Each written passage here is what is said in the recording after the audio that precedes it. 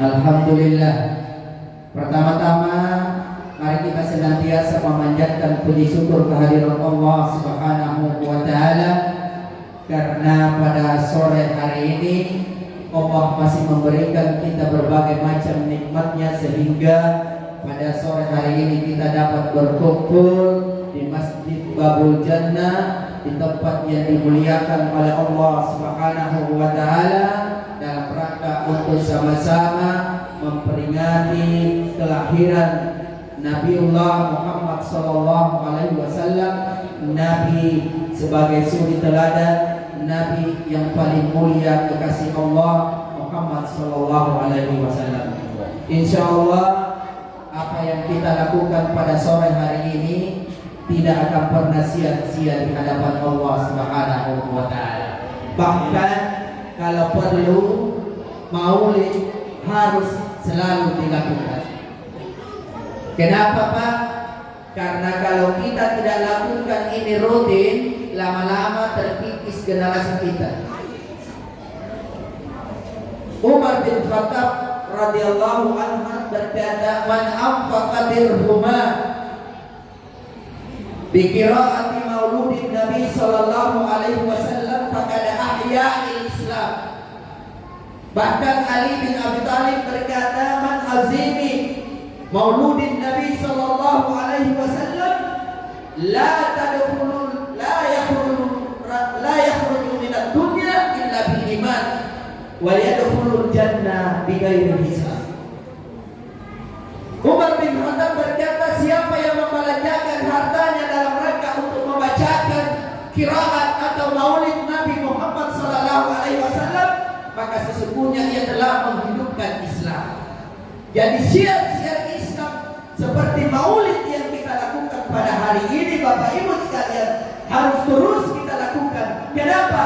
Karena syiar macam ini mendekatkan anak-anak kita, generasi kita, umat untuk lebih mengenal Rasulullah sallallahu alaihi wasallam. Contoh tadi, anak TK, TPA, seandainya tidak maulid, belum tentu dia hafal itu lagu-lagu tadi, betul tidak? Betul tidak? Ini pentingnya supaya anak-anak kita dia tahu siapa itu Muhammad, lahirnya tanggal berapa, di bulan berapa, tahun berapa, di mana dilahirkan, siapa bapaknya, siapa mamanya, siapa neneknya, siapa kakeknya. Nih, saya mau tanya. Yang jawab pertanyaan ibu kasih hadiah. Ya, yang jawab pertanyaan anak-anak. Ini kayak ibu tak pernah hadiah. Adik-adik dulu. Ya, tadi dengar lagunya dong. Di mana dilahirkan Muhammad? Katakan. Ini. Di Makkah. Siapa namanya bapaknya?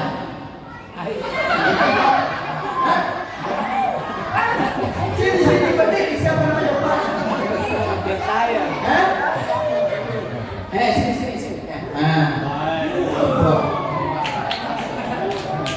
Satu lagi. Perempuan yang menyanyi tadi, tanggal berapa lahir Muhammad? Ya. Tahun berapa? Tahun gajah. Bulan berapa? Bulan apa? 12 Rabiul Awal tahun gajah 571. Sini ya.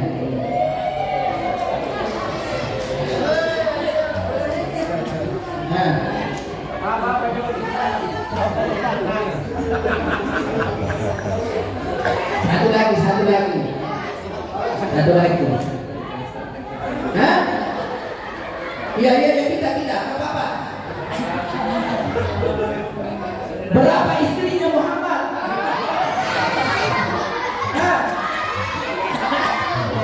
Apa dua? Dia, bukan kau bukan. Ayo. 11.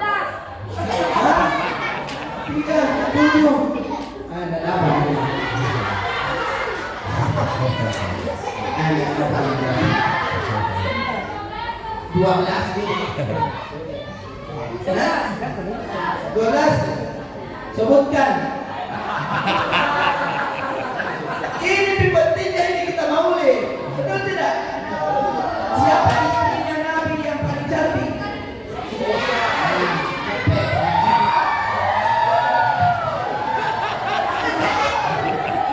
Ternyata ibu-ibu motor 5 jam. Nah, sebentar masih ada. Dengar. Inilah Pak, kenapa kita harus bermaulid? Karena banyak golongan baru, ajaran baru di tengah-tengah kita mengharamkan, mensesatkan siapa yang memperingati maulid. Padahal apa yang kita lakukan ini Bapak Ibu sekalian, di dalamnya memiliki keutamaan yang banyak. Betul. Seandainya kita tidak maulid, tidak mungkin terjadi silaturahim. Betul tidak?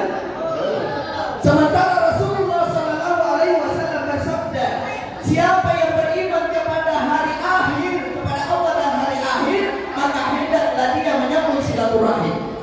Pak Ketua tadi bilang silaturahim itu harus ketemu, bukan hanya digital saja, medsos, betul tidak? Jadi penting kita silaturahim. Cuma kalau pun begini Bu, utamakan silaturahim, jangan utamakan gosip. Betul tidak? Karena bisa silaturahim kalau gosip diutamakan. Betul? Maka kembali ke tema menebar empati, perkuat silaturahim. Orang yang beriman kepada Allah, orang yang cinta Rasulullah Sallallahu Alaihi Wasallam, tentu meneladani akhlak Rasulullah Sallallahu Alaihi Wasallam. Dan siapa yang ingin sukses dunia akhirat, maka hendaklah dia memperbaiki akhlak. Akhlak seseorang bisa diukur seberapa besar dia mampu membina silaturahim. Betul? Iya. Ibu, tidak ada laki-laki yang sukses, tidak ada perempuan yang sukses kalau dia tidak pandai menebar empati. Itulah yang disebutkan dalam ilmu yang kekinian namanya emotional quotient, kecerdasan emosional. Bukan hanya cerdas otaknya, banyak orang cerdas otaknya, tapi tidak mampu menebar silaturahim, tidak mampu menyambung silaturahim. Kenapa? Karena tidak mampu menginduksi namanya kecerdasan emosional. Hanya orang yang memiliki kecerdasan emosional yang mampu berempati. Hanya orang yang memiliki mampu merasakan apa yang dirasakan orang lain, mengerti apa yang dirasakan oleh orang lain, maka dia akan menebarkan empati. Dan orang yang banyak menebarkan empati, kalau dia masuk caleg pasti lolos. Ada caleg kan? Ada caleg?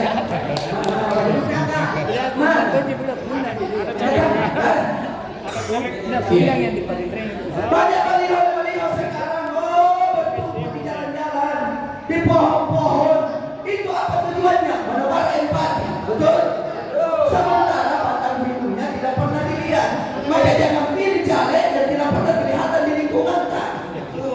Kalau ada di dalam itu pilih. Saya setuju Pak Ketua. Termasuk jangan pilih presiden yang hanya menebarkan empati di saat mau dipilih. Oleh karena itu Bapak Ibu sekalian, insya Allah dimuliakan oleh Allah. Bersyukur banyak rezeki yang kasih ke Allah. Apa yang kita belanjakan hari ini Pak, waktu yang kita luangkan hari ini itu luar biasa. Kenapa? Abu Bakar berkata, man anfaqa dirhuma maka biqiraati mauludin Nabi sallallahu alaihi wasallam kana rafiqi fil jannah. Abu Bakar sahabat Rasulullah berkata, siapa yang memperingati maulid, membelanjakan hartanya untuk maulid, maka ia akan bersamaku di surga.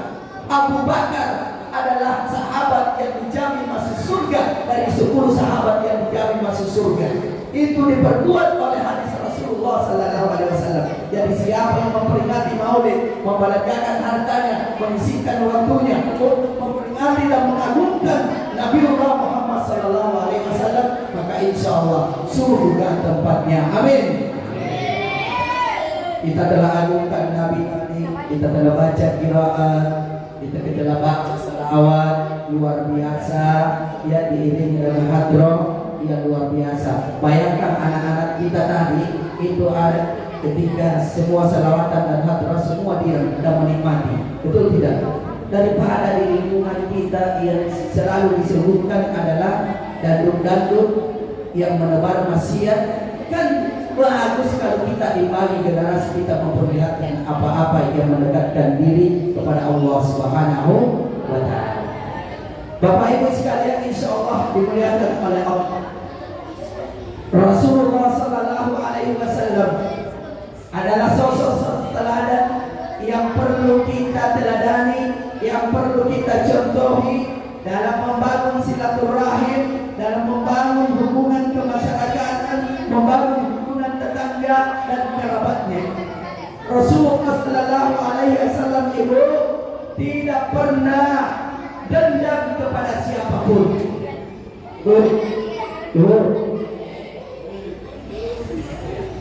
Kalau kita mau menjalin silaturahim, maka yang pertama yang harus diperbaiki adalah kita harus bersihkan hati kita. Karena bersih hati kita, suci hati kita, baru bisa menebar empati kepada orang lain. Kalau hati mudah tersinggung, hati mudah peka, hati mudah marah, maka mana mungkin kita bisa menyambung silaturahim? Betul tidak? Kalau hati kita tidak mampu merasakan apa yang dirasakan tetangga, maka saya yakin dan percaya tidak akan mudah kita menjalin silaturahim dengan tetangga. Betul tidak? Nah, karenanya contohilah Rasulullah Sallallahu Alaihi Wasallam bagaimana hatinya dia jaga agar tetap dia suci. Itulah sebabnya kenapa Rasulullah Sallallahu Alaihi Wasallam pada saat usia sekitar 6 tahun, ada riwayat lain mengatakan sekitar usia menjelang 5 tahun, Rasulullah Sallallahu Alaihi Wasallam sedang main-main di sekitar bukit bersama dengan saudara sebayanya. Tiba-tiba datang malaikat Jibril mengambil Rasulullah, bawa naik di atas bukit, kemudian dibelah dadanya, dikeluarkan jantungnya, dikeluarkan hatinya, dicuci dengan air Zamzam, dibersihkan dengan telaga Kausar. Semuanya dibersihkan. Semua kotoran yang ada dalam dadanya dibersihkan sehingga Rasulullah Sallallahu Alaihi Wasallam benar-benar suci. Karena hatinya Rasulullah Sallallahu Alaihi Wasallam suci, maka Rasulullah tidak pernah marah kepada siapapun. Dia biar dia dilempari kotoran, biar dia dilempari, diludahi ketika pergi sholat di masjid yang ditugaskan oleh Abu Lahab. Bayangkan Abu Lahab itu ada 2 orang yang dia sengaja nggak bayar, sengaja gaji untuk apa? Untuk melempari kotoran Rasulullah Sallallahu Alaihi Wasallam. Di setiap dia pergi ke masjid untuk meludahi Rasulullah dari atas kolong rumahnya, setiap Rasulullah lewat di depan rumahnya ia ludahi. Apakah Rasulullah Sallallahu Alaihi Wasallam marah? Tidak. Tidak. Kayak kambing. Rasulullah tidak marah. Diludahi, dilempari kotoran, tidak pernah marah. Bayangkan kalau Pak Ketua pergi di masjid, kalau ada tetangga Pak Ketua, setiap pergi dilempari kita, bagaimana reaksi kita? Saya yakin dan percaya Pak Ketua sama dengan saya, pasti marah, saya ambil parangku. Betul tidak? Tapi Rasulullah tidak. Rasulullah memberikan contoh teladan yang luar biasa. Tidak pernah marah, tidak pernah dendam. Kenapa? Karena ternyata yang selamat di hadapan Allah adalah mereka yang selamat hatinya. Tubuhnya Rasulullah tidak selamat. Ketika dia pergi perang Badar, kena panah, berkucur darah. Ketika dia pergi perang, kakinya kena panah, kena 9 pedang. Ternyata tubuhnya dia tidak selamat. Apanya yang selamat adalah hatinya. Itulah sebabnya di dalam surah Yasin ada ayat yang mengatakan salamun qaulan mir rabbir rahim. Ayat ini ditujukan kepada siapa? Adalah mereka yang memiliki hati yang salim, hati yang selamat, hati yang bersih, hati yang suci. Dan lebih khusus dalam tafsir Ibnu Katsir bahwa hati yang yang ditunjuk adalah Rasulullah Sallallahu Alaihi Wasallam. Makanya kalau dibaca Yasin, Yasin, Ibu, apa artinya Yasin? Yasin, artinya Yasin, Bu? Artinya hanya Allah yang tahu.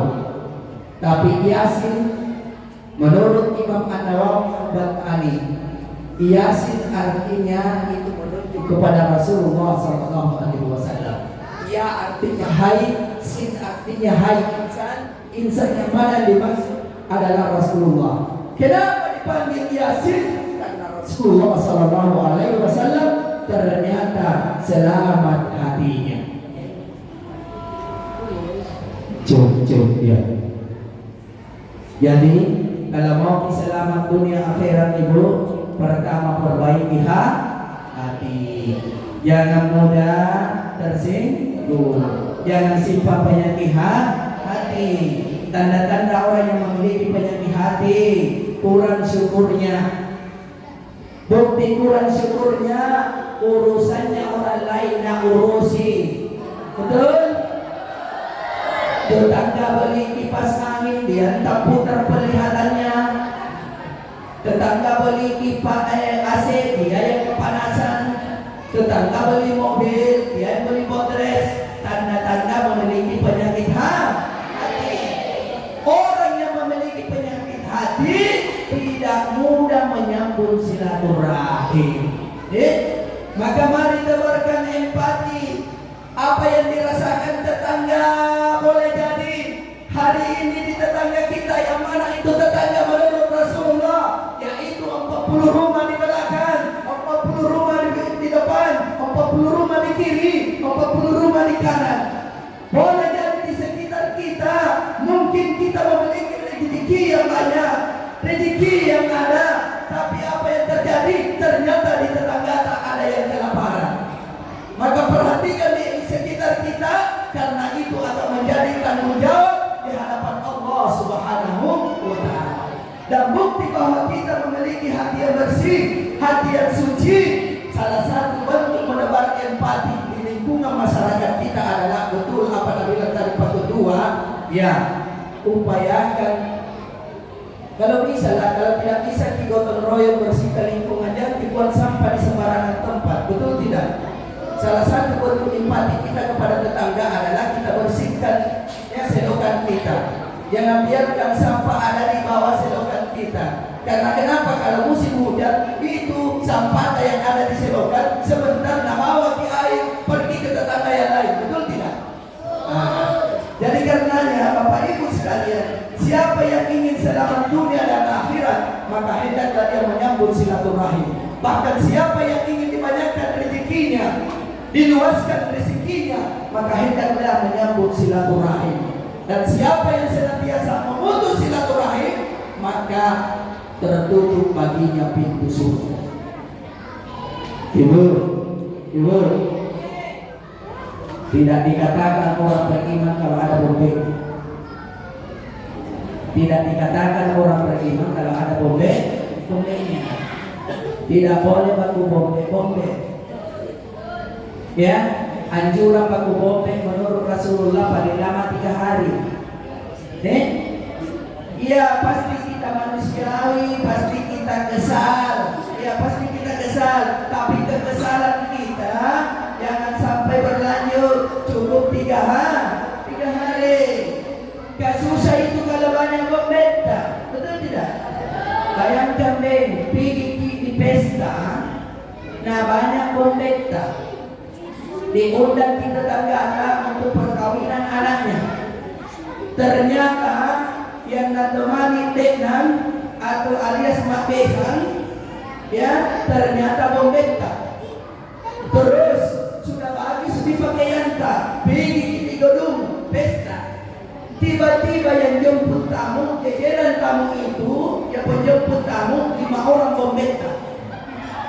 Bagus pakaian cilak lipstick godeta bagus, tapi saya yakin dan percaya tidak pede di jalan masuk, betul? Anggap lagi itu penjemput tamu. Di kita persilahkan Dentino. Ada Dentino. Datang Dentino dengan pakaiannya yang cantik, lipstiknya yang mewah, bedaknya luar biasa. Tapi pas dia bombenya di depan, tadinya dia mau di depan sama temannya, kamu di depan. Kenapa? Ada bombeng itu. Maka dia jalannya di depan tidak begini, nah. Jalan kiri. Kenapa? Bombengnya di belakang. Itu tidak enaknya, betul tidak? Pas tiba di tempat ambil makanan, ternyata yang sambut tamu yang mau kasih piring bombengnya. Kira-kira enak dimakan? Tidak. Nah, kasih piring melali di tino, dia ikan. Tidak enak dimakan. Makanya alangkah indahnya hidup kalau tidak ada bombeng. Alangkah indahnya hidup kalau banyak silaturahmi.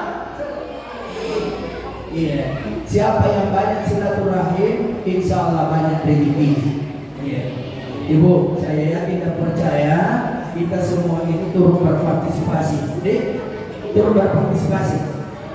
Saya doakan insya Allah rezeki kita lipat kali 1000 kali lipat. Amin. Kenapa? Kenapa Utsman bin Affan berkata siapa yang membelanjakan hartanya untuk maulid Nabi, maka Allah lipat gandakan sampai 70 kali, 70.000 kali lipat. Iya, itu luar biasa. Ya, jadi setiap perayaan maulid kalau ada rezeki dia belanja, gembirakan anak-anak, gembirakan tetangga. Itu telur 1 rak bagi-bagi ke tetangga, khususnya anak-anak. Kenapa? Itu adalah bentuk kegembiraan. Ketika kasih telur, maka sampaikan, nah ini adalah bentuk rasa syukur kita atas kelahiran Nabi Muhammad sallallahu alaihi wasallam. Nabi Muhammad lahir bulan 12 Rabiul Awal 571 Masehi. Seandainya tidak ada Nabi Muhammad, maka tidak dicipta dunia, tidak dicipta manusia. Langsung penasaran, hebatnya itu Muhammad. Kenapa bisa? Betul itu mama, pulang di mamanya, pulang di bapaknya datang. Ma, bilang tadi Ustaz itu, seandainya ini tidak ada Muhammad, tidak diciptai di dunia. Seandainya ini tidak ada Muhammad, tidak diciptai manusia. Bagaimana itu Muhammad? Dia mulai tahu, dia mulai cari tahu bahwa Rasulullah sallallahu alaihi wasallam adalah sosok makhluk yang sangat dimuliakan. Oleh karenanya Allah Subhanahu wa taala berfirman dalam Al-Qur'an, "Wa inna la'ala khuluqin azim." Wa innaka la'ala khuluqin azim. Sesungguhnya pada diri Rasulullah ada suri teladan yang agung. Adik, Muhammad itu dijuluki sebagai orang yang paling jujur, namanya Al-Amin. Muhammad selama hidupnya mulai anak-anak sampai dia mati tidak pernah berbohong. Jadi kalau mau berhasil jangan suka bohong, jangan bohongi jangan bohongi bapak. Jadi kalau oppo mau dibeli 1000 saja minta uang. Yang tidak mau ke oppo 2000 lalu beli kuota untuk chip. Jangan cuma slot-slot kan? Daya slot-slot kan? Jangan. Ya. Beli kuota untuk nonton selang-selang. Beli kuota untuk nonton ceramah-ceramah. Beli kuota untuk pelajari riwayat Rasulullah. Beli kuota untuk nonton dan hafal Quran. Ada semuanya kuota lu? Tidak. Kasih ke pembeli kuota. Asal jawab pertanyaanku.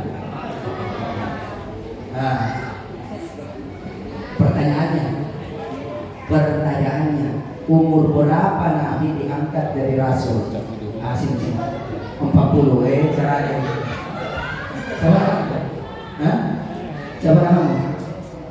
Kelas berapa? Kelas 6. Oh, kelas 6. Ya. Kita mau ngaji. Menghafal dia Al-Ikhlas. Dan menghafal Qul Huwallahu. Menghafal Qul Huwallahu. Al-Ikhlas tidak menghafal. Keluar laut apa? Nah, coba deh, coba. Biasakan auzu.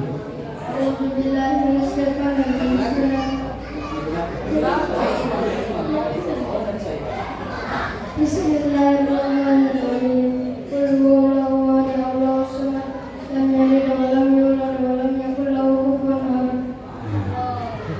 Iya. Coba. Bayangkan, ini adalah salah satu hikmah yang luar biasa kenapa kita harus bermaulid. Oleh karena itu Bapak Ibu sekalian, sekali lagi ada contoh yang diberikan oleh Rasulullah Sallallahu Alaihi Wasallam. Apa itu contohnya? Contoh yang diberikan oleh Rasulullah Sallallahu Alaihi Wasallam. Salah satu cara untuk memperkokoh silaturahim, salah satu cara untuk menyambung silaturahim. Maka apa kata Rasul? Hendaklah engkau memberi, saling memberi makan. Ibu, biasakan kita memberi, ya, biasakan kita memberi.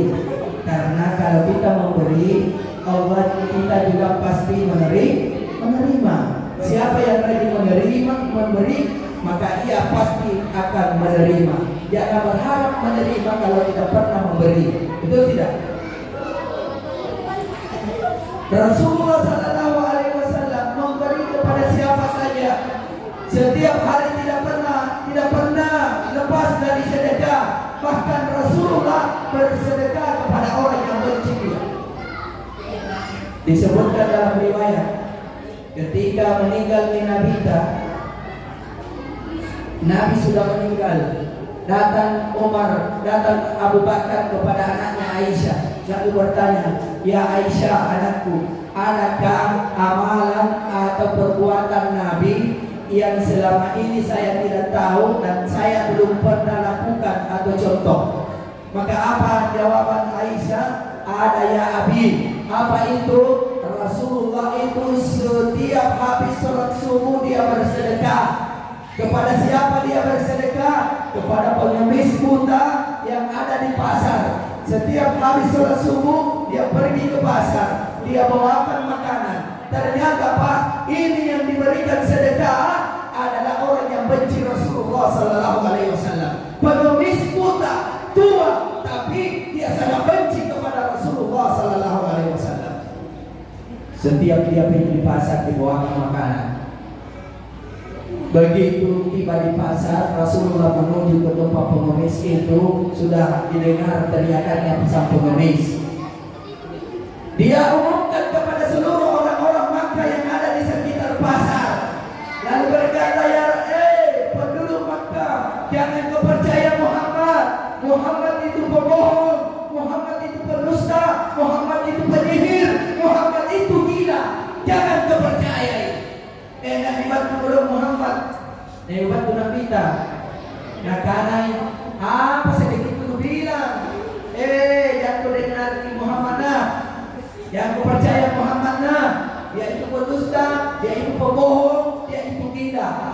Oh, Nabi Muhammad, oh iya, saya tidak dengar lagi. Duduk kau, saya mau kasih kau makanan. Sebelum dikasih makanan, Muhammad dia peluk dulu ini, orang tua ini. Dia peluk, lalu dia cium, lalu usap dia ubun-ubunnya. Dia usap ubun-ubunnya, setelah itu dia lunakkan makanannya. Dia empukkan makanan. Setelah itu dia suap dengan penuh kelembutan. Itu dilakukan Rasulullah Sallallahu Alaihi Wasallam bertahun-tahun. Riwayat menyebutkan lebih dari 10 tahun Rasulullah Sallallahu Alaihi Wasallam suapi orang tua ini. Tapi setiap disuapi keluar di mulutnya, dia tak percaya Muhammad. Muhammad itu pendusta, pembohong, gila orangnya. Tapi apa yang dilakukan Rasulullah? Rasulullah tidak marah, Rasulullah tidak tersinggung. Kenapa? Rasulullah memiliki hati qalbun salim, hati yang bersih, hati yang lemah lembut, hati yang senantiasa mampu merasakan apa yang dirasakan oleh orang tua ini. Dalam hatinya Rasulullah, ya Allah ampuni orang tua ini karena dia hanya tidak tahu siapa saya. Singkat cerita Bu, meninggal Rasulullah, maka dilakukan demi Abu Bakar. Apa yang dilakukan oleh Abu Bakar? Habis sholat subuh membawakan demi makanan ini pengemiskan. Baru menuju pasar, di sudut pasar Abu Bakar dengar suaranya itu pengemis. Wahai penduduk Makkah, jangan kau percaya Muhammad. Muhammad itu gila, Muhammad itu pendusta, Muhammad itu penyihir. Jangan kau ikuti ajarannya. Oh, mendidih Abu Bakar, naik emosinya Abu Bakar, sehingga pada saat dia sampai langsung dia bilang, "Woi orang tua, dia mako ada di makanan ku bawakan kok." Nah, begitu dikasih dia buka makanannya, lalu dia langsung buka mulutmu. Nah, langsung nasuah dengan kasar, kasar. Langsung dia bilang ini orang tua ya, siapa kau? Siapa kau? Nabi bilang saya selama ini yang bawakan kau makanan. Oh bohong, kamu bukan yang selama ini bawakan saya makanan. Caramu kasar, makanan yang kau suapkan kepada saya kasar, tidak lemah lembut. Kamu pasti bohong, bukan orang yang selama ini. Apa Nabi bilang tidak saya, Nabi bilang jangan kau bohong, bukan kau yang biasa bawakan makanan yang suapi saya. Sebelum saya disuapi, dia peluk saya, dia cium saya, dia usap kepalaku. Makanan yang dia suapkan, dia lembutkan, dia lembekkan, dia tidak menyuap dengan kasar. Kau kasar caramu, siapa kau? Maka ketika dia dengar itu, Abu Bakar sontak menangis, tidak mampu menahan air mata.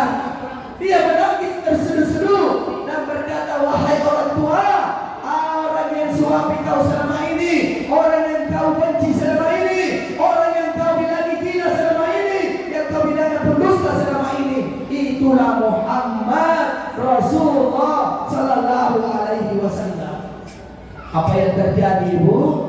Orang tua ini menangis sejadi-jadinya, menyesal apa yang telah dia ucapkan, lalu berkata kepada Abu Bakar, di mana mipai Muhammad? Apa Nabi bilang Abu Bakar, wahai orang tua, itulah sebabnya kenapa saya menangis, karena orang yang tercinta, orang yang pengasih itu, orang yang lemah lembut itu, orang yang hatinya baik itu, yang selama ini suami kamu, dia telah wafat, dia telah meninggal 3 hari yang lalu, wahai orang muda. Maka orang muda itu langsung tersungkur menangis, jatuh pingsan. Setelah dia bangun, dia minta kepada Abu Bakar, wahai Abu Bakar, bawa saya ke kuburannya Rasulullah. Maka dibawalah ke kuburannya Rasulullah, di atas pusara Rasulullah. Orang tua ini menangis sejadi-jadinya, Bapak Ibu sekalian. Lalu berkata kepada Abu Bakar, wahai Abu Bakar, saksikanlah, asyhadu an la ilaha illallah wa asyhadu anna Muhammadar Rasulullah. Jadi ibu, ini adalah contoh. Kalau ada tetangga benci kita, kalau ada teman benci kita, tidak usah mendendam, tetaplah terus berbuat kebaikan. Akan tiba waktunya Allah akan bukakan hatinya, lembutkan hatinya untuk dia berbalik baik kepada kita. Kalaupun kita meninggal sebelum dia baik kepada kita, yakinlah karena kita selalu berbuat kebaikan kepada siapapun, termasuk orang yang membenci kita, termasuk tetangga yang membenci kita, maka ketika kita meninggal, saya yakin dan percaya dalam hatinya ada, oh baik namamu kalau itu orang meninggal ini tidak sempat minta maaf, maka pasti dia doakan kita, betul? Tidak ada yang menyelamatkan kita kecuali Rasulullah Sallallahu Alaihi Wasallam dan Allah. Dan orang yang mau selamat tentu senantiasa memperbaiki silaturahim. Jadi, Ustaz, kepada siapa saya harus menyambung silaturahim? Berdasarkan Al-Quran surah An-Nisa ayat 36, yang pertama kita harus bangun silaturahim adalah walil walidain, kepada kedua orang tua. Jadi anak kepada kedua orang tua harus memperbaiki silaturahim.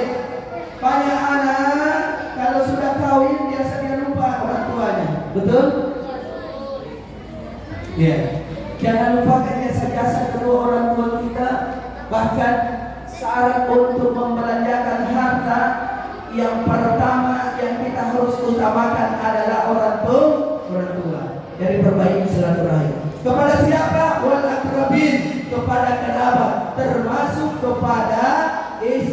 kepada suami, suami kepada istri. Itu Rasulullah Sallallahu Alaihi Wasallam. Bapak Ibu sekalian, tidak pernah ibu Rasulullah marah kepada istrinya. Dia lemah lembut kepada istrinya. Termasuk istri-istri beliau senantiasa peduli kepada Rasulullah. Salah satunya adalah Khadijah, istri yang rela berkorban untuk suaminya. Ibu mau masuk surga? Mau masuk surga? Namanya kita masuk surga.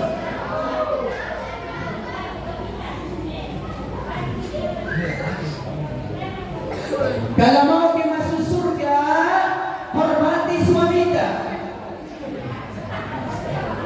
Ya, kalau mau masuk surga, hormati suami kita. Kenapa? Tidak akan masuk surga seorang istri yang berdosa kepada suami. Bahkan Rasulullah Sallallahu Alaihi Wasallam, ibu mau kita pahala lihat pergi berperang seperti Palestina ini sekarang, Israel.